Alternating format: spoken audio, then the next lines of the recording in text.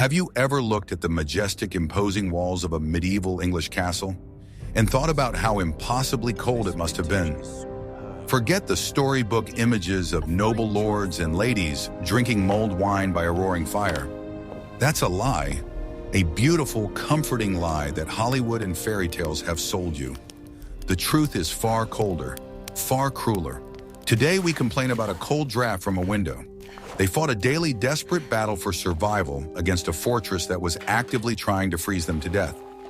You think you're tough because you took a cold shower? Try having to take a dump in a hole in the wall with a gale-force wind blowing straight up your ass. So were they just tougher than us? Or did they have some secrets for enduring this brutal reality that we can't even begin to comprehend? Let's stop pretending and look at the real, icy truth. This is not a fairy tale.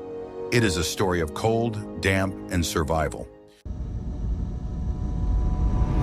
The castle's buttery was a vital storage area for food and drink, but it was also often located in the deepest, coldest part of the castle. This was not a flaw, it was a deliberate choice. The cold, damp environment of the under buttery was ideal for preserving food, especially beer, wine, and dairy products. However, this meant that the servants who worked in this area were subjected to a constant, chilling cold. Their hands and feet would often be numb, and the work was slow and painful. The food was preserved by the cold, but the people who tended to it were consumed by it. The under buttery was a microcosm of the medieval castle's brutal logic. The needs of the castle, in this case food preservation, always came before the comfort or even health of the individual serving it. The thick stone walls, which made the castle so secure, also made the under buttery an excellent natural refrigerator. This cold was a blessing for the food, but a curse for the workers. The dampness that seeped in from the ground made the cold feel even more intense, and the lack of sunlight meant that the workers were often in a state of perpetual gloom and cold. They often worked by the dim light of a tallow candle, their breath visible in the frigid air. The physical toll of this work was immense, leading to chronic joint pain and other cold-related ailments. The constant exposure to cold, damp conditions was a slow but steady assault on the body, a price that had to be paid for the preservation of the castle's winter provisions. This brutal reality underscores the fact that the castle was a machine of survival, and the human cost of its efficiency was often very high. The scent of spilled ale, fermenting cheese, and aging meats mingled with the earthy smell of the stone, a heavy, cloying perfume that defined the space. The workers wore layers of rough wool and leather, but nothing could truly protect them from the cold that seemed to seep into their very bones. They moved with a slow, deliberate caution, as a dropped barrel of precious wine could mean a week's wages lost. The under buttery was a world unto itself, a place where time seemed to slow down, and the only reality was the cold. The daily tasks were a litany of small miseries: rolling heavy casks of ale, cutting slabs of hard cheese with numb fingers, and carefully decanting wine without spilling a drop. The cold made every muscle ache, and the lack of proper footwear meant their feet were often frostbitten and sore. They would wrap their hands in rags, a futile attempt to retain some dexterity, but the work was still agonizing. The silence of the under buttery was often punctuated by the low grunts of effort and the splash of liquid, sounds that echoed in the stone chamber. The workers were a silent, unseen army, toiling in the depths of the castle to ensure the survival of the people above. Their existence was a stark reminder of the social hierarchy, a place where the comfort of the lord and his family was bought with the constant suffering of the lowest-ranking servants. The cold of the under buttery was not a temporary discomfort. It was a permanent condition of their working life, a price paid in pain and suffering for the sake of the castle's winter larder. The cold was a master as demanding as any lord, and its demands were met with a silent, stoic endurance. It was a cold that never truly left them, a chill that would follow them even into the brief warmth of a communal fire, a phantom pain that was a constant companion. The under buttery was a place of sacrifice, a cold, dark heart of the castle where survival was paramount and humanity was a luxury. The medieval diet was not just about stews and porridges, it was also about hot foods and spices. Spices like ginger, cinnamon, cloves, and pepper were highly prized not just for their flavor, but for their perceived ability to warm the body from within. These expensive spices were often used in mulled wines and hearty dishes to create a feeling of internal warmth that helped people withstand the external cold. The spices were a form of internal heating, a luxury that was reserved for the wealthy and a crucial part of their survival strategy. The use of spices was a form of self-medication against the cold. While we now know that spices don't actually raise the body's core temperature, the sensation of warmth they provided was a powerful psychological comfort. The high cost of these spices meant that they were a clear marker of social status. A wealthy lord could afford to have his wine mulled with cinnamon and cloves, while a common soldier had to make do with a cold, watery ale. The spices were not just a flavor enhancer. They were a symbol of a person's ability to fight back against the cold. The act of drinking a hot spiced beverage was a daily ritual for the nobility, a moment of luxury and warmth in a world of pervasive cold. This reliance on expensive imports for basic comfort highlights the stark class divide in medieval society. The poor had to rely on their own body heat and physical labor to stay warm, while the rich could literally buy a feeling of warmth. The aroma of these spices, wafting from the kitchens and into the Great Hall, was a sensory beacon of winter comfort, a smell that spoke of wealth and security. The preparation of these spiced dishes and drinks was a labor-intensive process, requiring the careful grinding of peppercorns, the shaving of nutmeg, and the slow simmering of wine. The kitchens, with their massive hearths, were a hive of activity, and the warmth they generated was a welcome byproduct. The kitchen staff, while working hard, at least had the benefit of being in the warmest part of the castle. The spices themselves were a commodity of immense value, often transported from distant lands at great risk and expense. A small pouch of peppercorns could be a dowry, and a cask of spiced wine a generous gift. The very presence of these spices in the castle was a testament to the lord's power and reach. The psychological effect of the spices cannot be overstated. In a world where cold was a constant and relentless enemy, the momentary sensation of warmth from a spiced drink was a powerful morale booster, a reminder that the winter would not last forever. It was a form of escapism, a brief journey to a warmer, more exotic world. This ritualistic consumption of hot foods was a form of resistance, a daily act of defiance against the harshness of the medieval winter. For monks and scribes in a castle or monastery, the scriptorium was a brutally cold place. They would spend hours hunched over manuscripts, their fingers often too numb to hold a pen. The scriptorium was often located in a high, airy part of the building to maximize natural light, which made it incredibly cold in winter. Ink could freeze and parchment could become stiff and brittle. The only way to combat this was to work in the rare sunbeam from a window or to have a small brazier nearby. Their work was a testament to the human will to create in the face of a hostile environment. The cold was an enemy not just to the body, but to the very craft of writing. The ink, often made from gall nuts and other organic materials, would thicken and congeal in the cold, making it impossible to write with. The parchment, made from animal skin, would contract and become stiff, making it difficult to smooth out and write on. The scribe's hands, often a source of great pride and skill, would become numb and painful, making the delicate work of illumination and calligraphy a monumental struggle. The small brazier, with its limited heat and smoky fumes, was a vital lifeline for these workers, providing just enough warmth to keep the ink flowing and their fingers pliable. The dedication required to produce these beautiful manuscripts in such harsh conditions is hard for us to imagine today. The cold of the scriptorium was not a passive discomfort. It was an active force that threatened to stop the work of preserving knowledge. The scribes were not just fighting the cold, they were fighting for the very survival of literacy and history. This daily battle in the scriptorium is a powerful reminder of the physical cost of intellectual and artistic pursuits in the Middle Ages.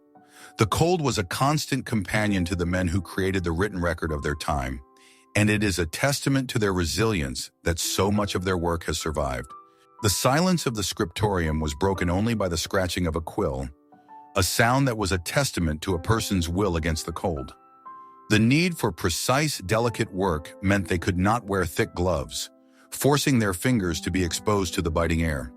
The pain was a constant distraction, a fire in their knuckles and fingertips that had to be ignored in favor of the task at hand. The scribe's breath would hang in the air like a ghost, a visible sign of the cold that surrounded them.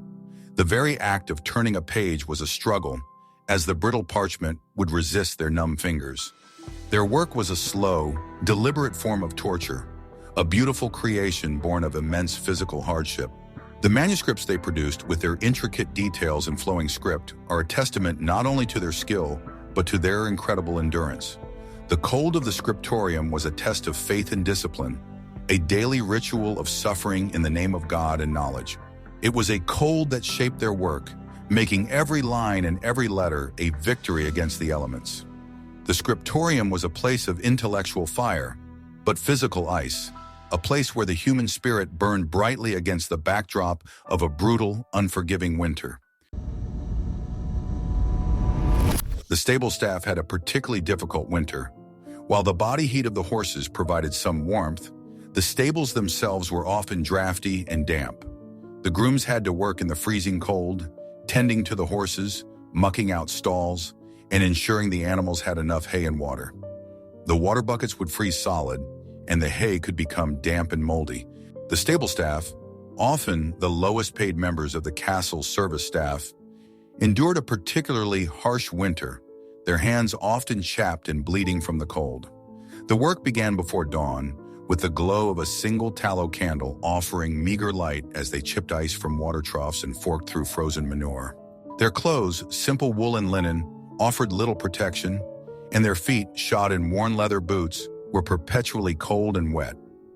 A groom's greatest fear was a sick horse in winter, as a feverish animal would require constant, sleepless attention, and the chance of its survival was slim in the unforgiving cold.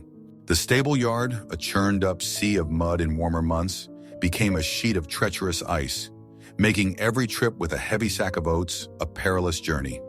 The smell of damp wool, straw, and horse sweat was a constant companion, a heavy, earthy scent that clung to them even after their brief, cold water washes.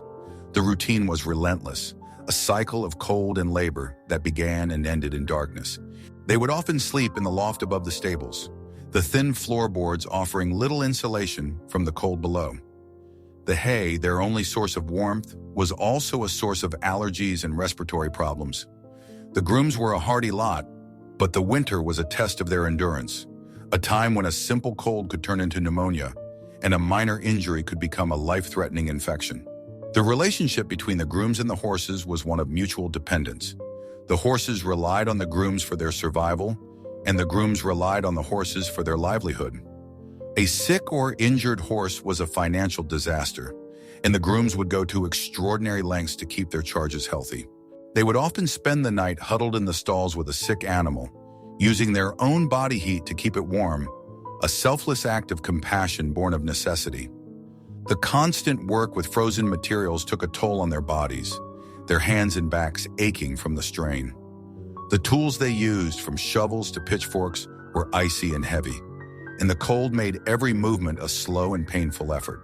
The stable was a place of constant noise and smell, the snorts and whinnies of the horses mixing with their earthy scent of hay and manure. In winter, this sensory experience was amplified by the cold, the smells more pungent and the sounds more muted by the snow. The grooms were the unsung heroes of the castle, the people who worked in the shadows, their labor ensuring the mobility and power of the Lord. Their winter hardship was a price paid for the castle's ability to function, a silent testament to the brutal realities of medieval life.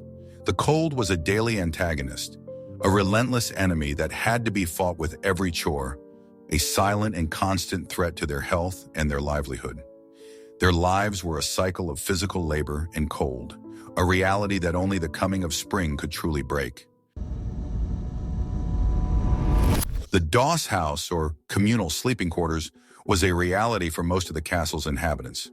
Servants, soldiers, and even low-ranking nobles often slept together in large rooms on straw-stuffed mattresses. This was not just for convenience, it was a form of communal heating. The combined body heat of a dozen or more people in a small enclosed space was a powerful source of warmth, a vital defense against the cold of the stone walls. This close-quarters living was a brutal but effective survival strategy. The straw rustled and shifted with every turn, and the air was thick with the scent of unwashed bodies and stale breath. Privacy was a non-existent luxury, yet the collective warmth was a prize worth the discomfort. The ritual of huddling together for the night was a silent agreement, a shared act of survival.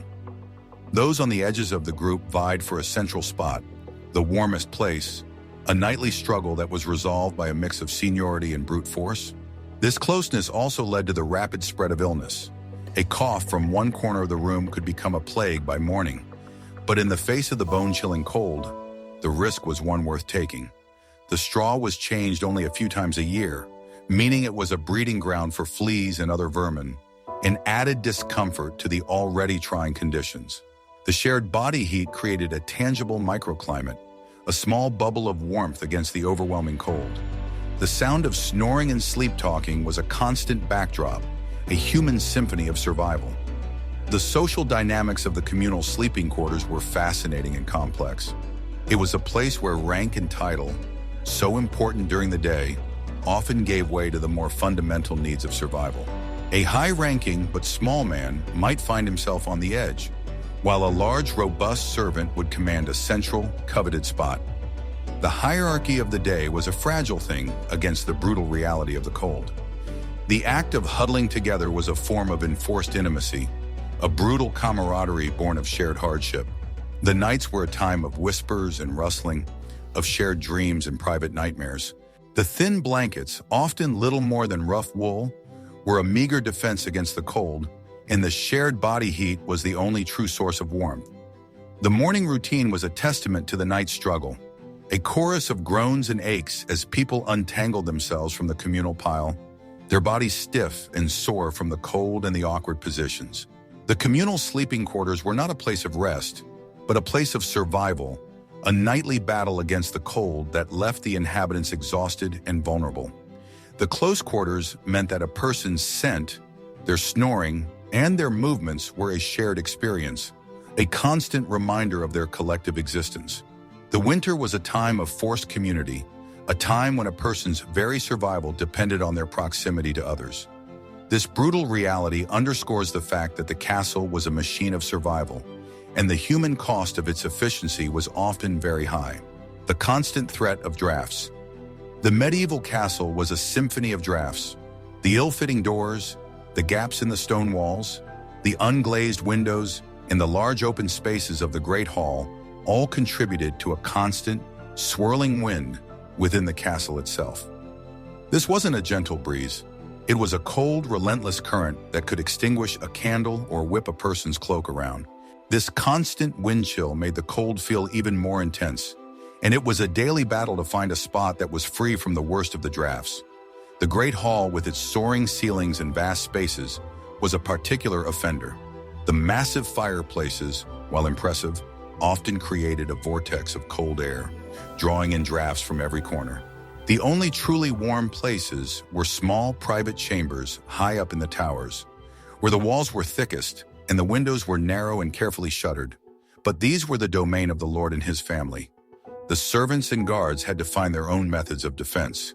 They would hang heavy tapestries and thick curtains over doorways, block gaps with rags and straw, and even create temporary partitions with salvaged cloth. The drafts were so strong they could carry the smell of the kitchens from one end of the castle to the other, or the smoke from a distant fire.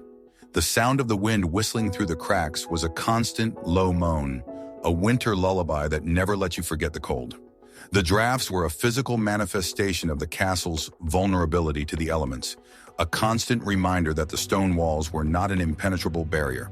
The constant wind chill meant that the cold wasn't just a physical sensation, it was a psychological one, a constant source of discomfort and a reminder of the winter's power. The drafts were a form of white noise, a constant background hum of cold air that permeated every aspect of castle life. A person's cloak, a vital defense against the cold, was often more of a sail, catching the drafts and swirling them around the body. The cold air would find its way into the most private of spaces, a constant, unwelcome intruder. The simple act of walking down a corridor could be a struggle against a sudden gust of wind, and the sound of a door slamming shut was a common occurrence. The drafts were also a fire hazard, as a stray ember could be carried by the wind and start a fire in a bundle of straw or a tapestry. The castle, for all its grand design, was a flawed machine, a series of interconnected stone boxes that were constantly being assaulted by the wind. The drafts were a constant, invisible enemy, a force that had to be reckoned with every day. The low moan of the wind through the cracks in the stone walls was a sound that defined the winter, a mournful and relentless song that spoke of the cold's power. It was a sound that would follow a person into their dreams, a constant reminder of the brutal reality of a medieval winter. The constant fight against the drafts was a collective effort, a silent and unspoken agreement to make the castle as livable as possible. It was a battle that was never truly won, only endured until the spring thaw offered a temporary reprieve. Winter was a time when all major construction on the castle would cease. The mortar would freeze before it could set, and the risk of accidents from falling ice or unstable scaffolding was too high. The stone quarries would also freeze over, making it impossible to extract new stone. This meant that any construction project, no matter how urgent, would be put on hold for several months, leaving the castle as a half-finished, even colder, and more drafty structure.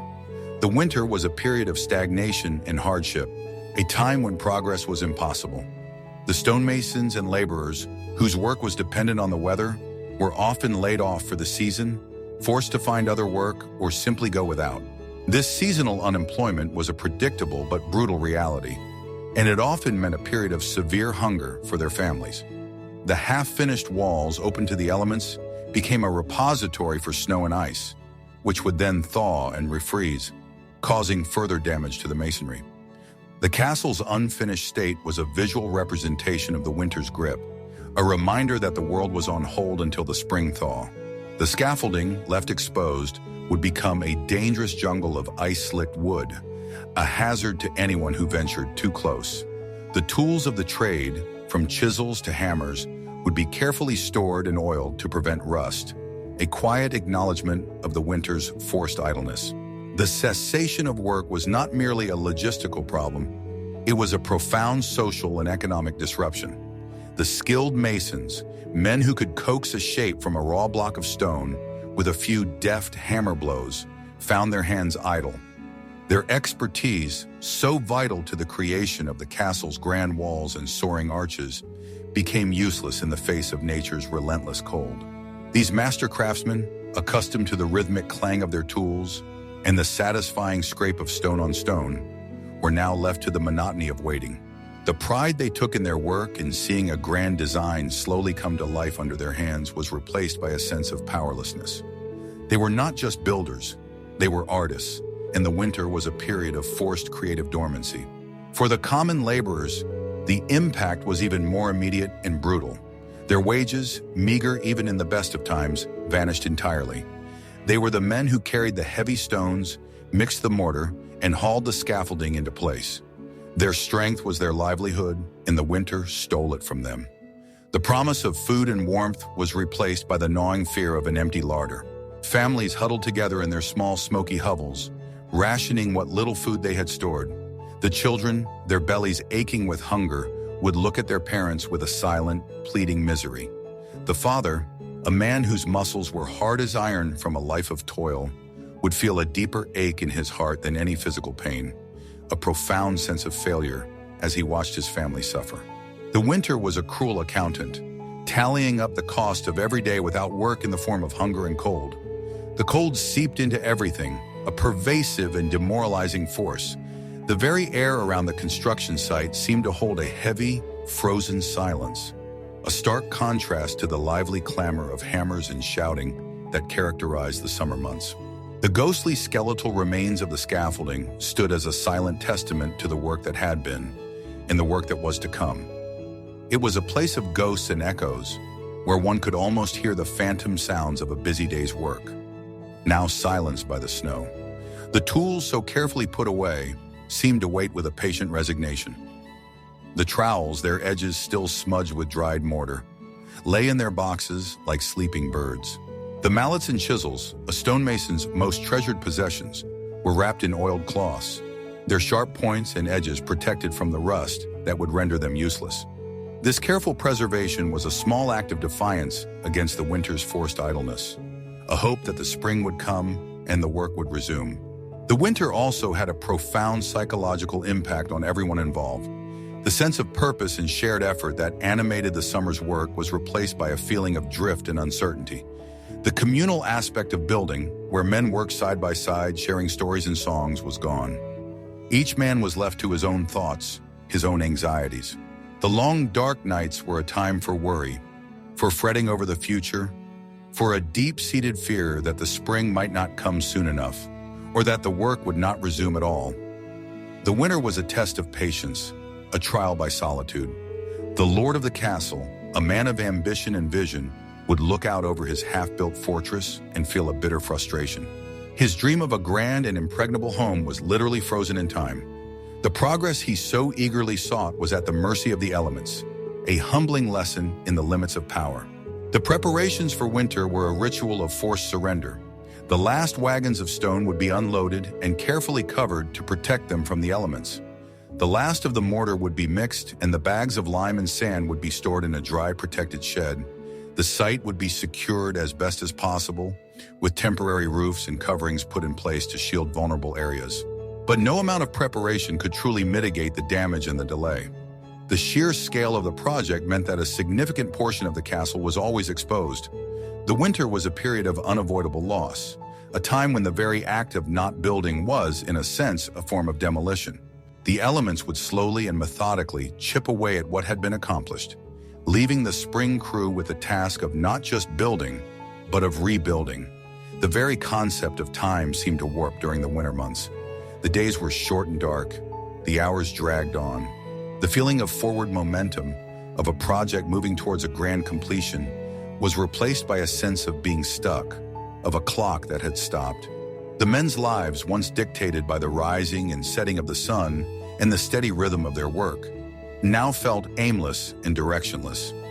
The winter was a great equalizer, reducing both master mason and common laborer to the same state of waiting. The only progress was the slow, inevitable creep of the sun's position, a promise that the days would eventually lengthen and the warmth would return. While we know today that alcohol doesn't actually warm the body, the medieval inhabitants of the castle believed it did. Hot, spiced wine or strong ale was a popular drink in winter. They believed that the alcohol and spices created a feeling of internal warmth, and it was used as a way to combat the cold and boost morale. In reality, the alcohol thinned the blood and caused a person's body to lose heat more quickly. But in the absence of modern medicine and knowledge, it was a popular, albeit dangerous, winter ritual.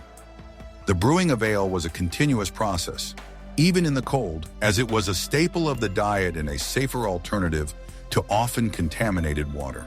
The spices used in the wine, such as cinnamon, cloves, and ginger, were not just for flavor. They were also believed to have medicinal properties and were a valuable commodity. This communal drinking was a social event, a way to share warmth and camaraderie in the face of the cold. The feasting and drinking in the Great Hall were a stark contrast to the rest of the castle, a momentary escape from the harsh reality of winter. But for the guards on the battlements or the stable staff, a swig of ale might have been the only source of warmth they had all day, a fleeting and dangerous comfort that could easily lead to a fatal fall or a lapse in judgment. The belief in alcohol's warming properties was deeply ingrained in the culture of the time. The initial flush of heat to the skin, a direct result of blood vessels dilating, was taken as proof of its effectiveness.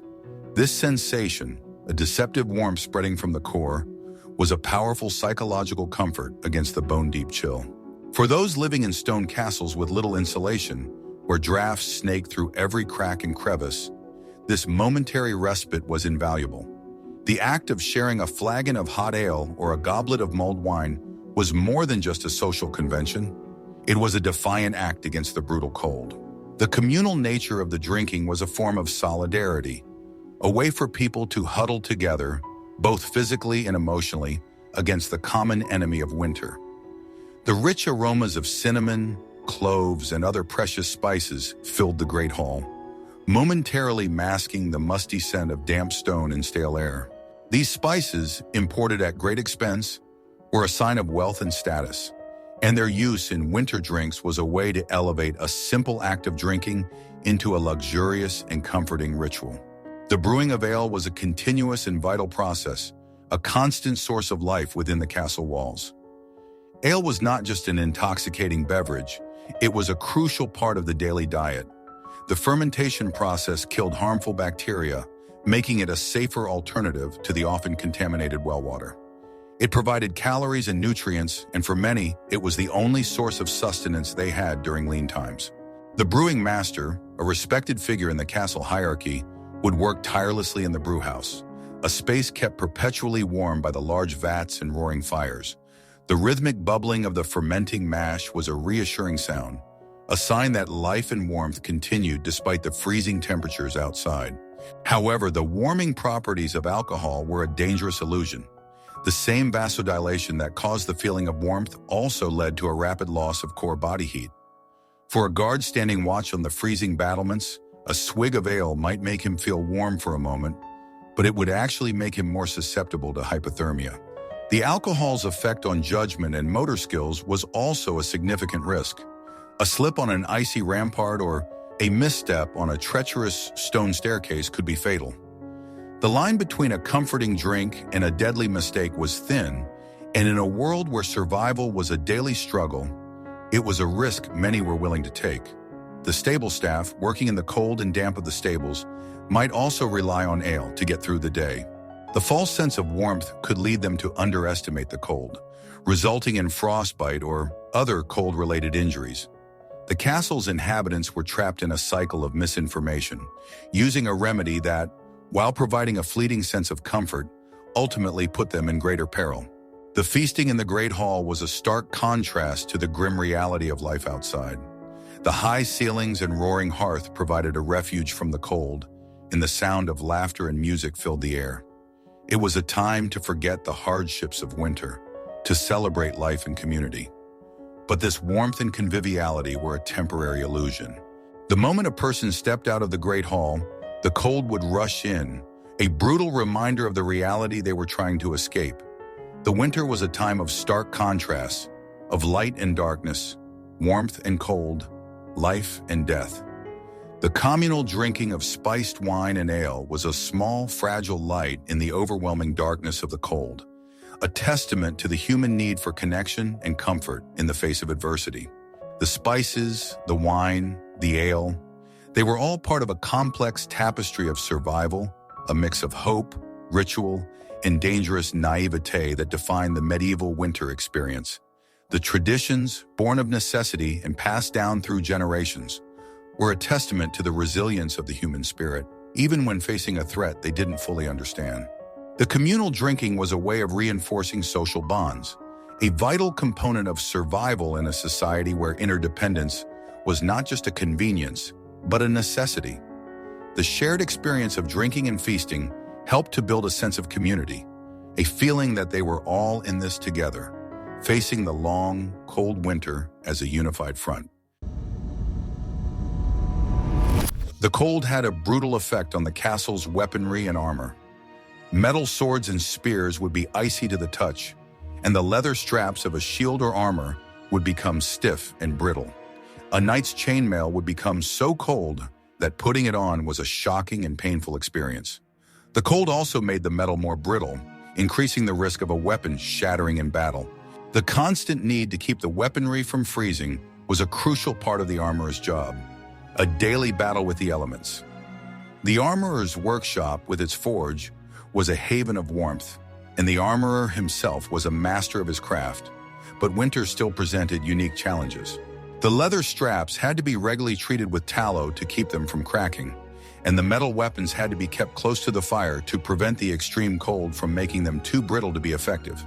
The armory itself was a cold and drafty space, and the armorer's hands, calloused and strong, were often chapped and red from the cold. The weight of the armor, already a burden, felt even heavier and more cumbersome in the cold, and a knight in full plate mail could barely move without assistance. The cold was an enemy as formidable as any army, and it was a daily struggle to keep the castle's defenses in a state of readiness. While the guards on the battlements were exposed to the worst of the cold, the battlements themselves were often a source of heat. In winter, the stone would freeze solid, but on a sunny day, the massive stone could absorb the sun's warmth and then radiate it back out, providing a small but welcome source of warmth. This was a form of passive heating that the builders did not intend, but the guards would have been grateful for. The battlements, a place of brutal defense, were also, in a small way, a source of comfort. The sun on the stone was a small miracle, a brief respite from the biting wind. The guards would often huddle together in the crenels, the openings in the walls, trying to absorb as much of the sun's warmth as possible. The stone, a symbol of the castle's strength, also offered a small comfort to the men who stood on it. However, the warmth was fleeting, and as soon as the sun dipped below the horizon, the stone would begin to radiate cold. The guards would have to return to their small, drafty quarters, where they would huddle together for warmth. The battlements, a place of constant vigilance, were a place of stark contrasts, a place of both brutal cold and fleeting warmth. Survival in a medieval castle during a frosty winter was not an adventure. It was a brutal, daily struggle. These are just some of the truths that hide behind the majestic stone walls of these fortresses. The people who lived there, from the king to the lowliest servant, were engaged in a constant battle with the elements. It's a testament to their resilience and will to survive, but it's a reality far from the romantic notions we often have. If you found this glimpse into the harsh realities of medieval life as fascinating as we do, make sure to hit that subscribe button and notification bell so you don't miss our next dive into the forgotten corners of history.